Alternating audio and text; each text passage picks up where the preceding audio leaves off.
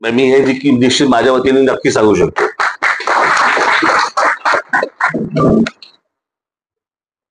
पण अन्यथा आम्हाला काही या साहित्य संमेलन आणि या सगळ्या गोष्टींमध्ये ऐकायला बोलवावं, बोलायला बोलवू नये.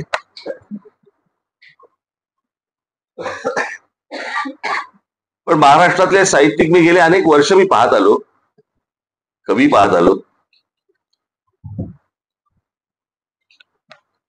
तो मराठी बाणा ज्याला म्हणतो ना आपण, तो मराठी बाणा प्रत्येकाच्या अंगात मनात रुजलेला असायचा. आणि योग्य वेळी जे ठणकावून सांगणे राजकारण्यांना बिघडलेल्या एकूणच सांस्कृतिक आणि बाकीच्या सगळ्या गोष्टींना जे ठणकावून सांगण्याची जी धमक हिंमत जी काही वर्षांपूर्वी जी होती, मला ती आज मला कुठेतरी कमी दिसते असं निश्चित वाटतंय. आजचा महाराष्ट्राचा झालेला सगळा खेळ, महाराष्ट्राचं झालेलं, मी परवा दिवशीच एक ते महाराष्ट्राची खरं तर सर्कस झाली. कोणी विदूषकी चाळे करतंय, कोणी मंत्रालयात जाळ्यांवरती उड्या मारतंय. खरं तर कित्येक लोक महाराष्ट्रामध्ये राजकारणामध्ये असे आहेत की त्यांना जाळ्यांशिवायच्या इमारतीवरनं उड्या मारायला लावले पाहिजे.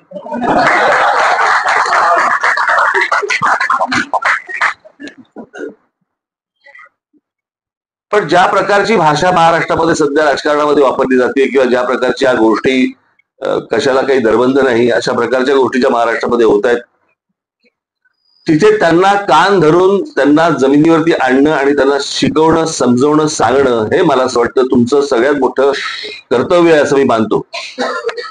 तुमच्याकडे ती त्या अधिकारवाणीने तुम्ही बोलू शकता, सांगू शकता. आणि एक गोष्ट सांगतो, मग आम्ही बोललो तर ते ट्रोल होतं. ट्रोलचा विचार तुम्ही नसतो करायचा. मुळात पहिल्यांदा आपण काय बोललोय, मी आजपर्यंत सांगतो, मी आजपर्यंत जेवढी भाषणं दिली आहेत, मुलाखती दिली आहेत, काय जे काय बोलायचं ते बोललोय. ह्याच्यावरती ज्या वेळेला त्या सोशल मीडियावरती जेव्हा त्या गोष्टी येतात, मी कधीही वाचत नाही माझ्याबद्दल त्या लोक काय म्हणतायत, मी कधीही वाचायला जात नाही, त्या भानगडीतच जात नाही मी. माझं बोलून झालंय ना, विषय संपला. आणि मी काय कुठच्या गोष्टींचं क्लॅरिफिकेशन द्यायला जात नाही. मी फार छान अब्राहम लिंकन यांचं एक वाक्य फार छान वाचलं होतं. आणि लिंकन असं म्हणाले होते की कधीही क्लॅरिफिकेशन द्यायला जाऊ नका, कारण जे लोक तुमच्यावरती प्रेम करतात ते क्लॅरिफिकेशन मागत नाहीत, आणि जे तुम्हाला हेट करतात, जे तुम्हाला दुश्वास करतात ते क्लॅरिफिकेशन ऐकत नाहीत. त्याच्यामुळे क्लॅरिफिकेशन द्यायला जाता कशाला. मला असं वाटतं साहित्यिकांनी ती भूमिका आत्ताचा महाराष्ट्र पाहता, मला असं वाटतं ज्या प्रकारे आपण नेहमी म्हणत आलो की महाराष्ट्र हा देशाला दिशा देणारा महाराष्ट्र आहे, त्या महाराष्ट्राची राजकीय भाषा इतकी खालच्या थराला गेलेली आहे, इतक्या खालच्या थराला जाऊन लोक बोलतायत आणि यांना समजवणारं कोणी नाही. ज्या महाराष्ट्रातले ज्यांना बुजुर्ग म्हणावं तेच त्यांच्या आहारी लागलेले आहेत. याहून अजून पुढे काय बोलायचं. आणि मला असं वाटतं ही जबाबदारी साहित्यिकांनी हातामध्ये घेणं गरजेचं आहे. साहित्य संमेलन होत राहतील, पुस्तकं येत राहतील, आम्ही वाचत राहू, पुढे जात राहू. पण ज्याला आपण अशा प्रकारची एक सामाजिक चळवळ ही साहित्यिकांनी उभी करणं मला खूप महत्वाचं वाटतं, गरजेचं वाटतं.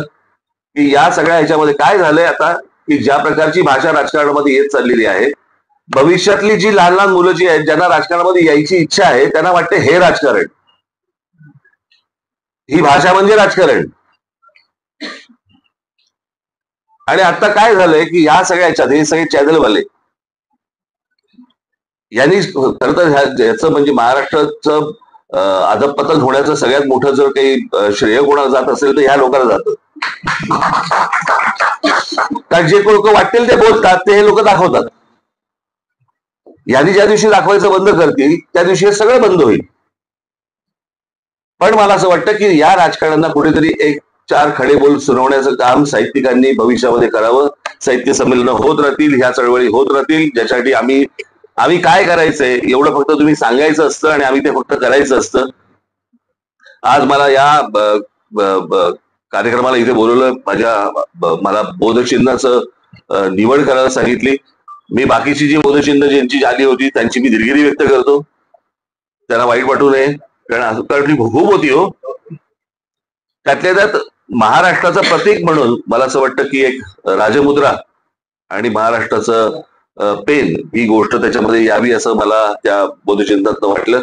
आणि ते बोधचिन्ह आज आपल्या समोर इथे सर्वांच्या साक्षीने प्रकाशित झालं. मी संजय नहार यांना खास करून मी त्यांना धन्यवाद देईन. त्यांचं माझ्या वडिलांवरती प्रचंड प्रेम आणि बहुधा त्याच्यामुळे माझ्यावर असेल.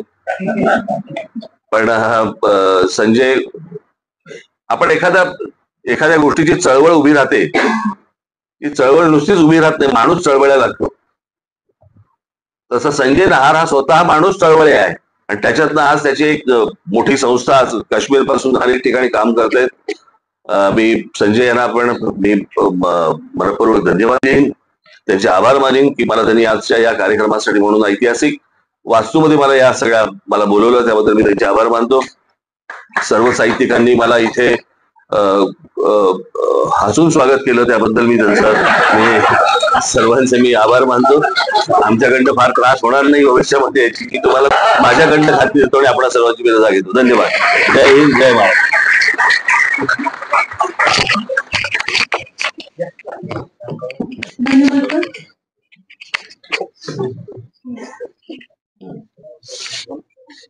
अगदी सोप्या ओढवत्या शैलीमध्ये भाषण केलेलं आहे.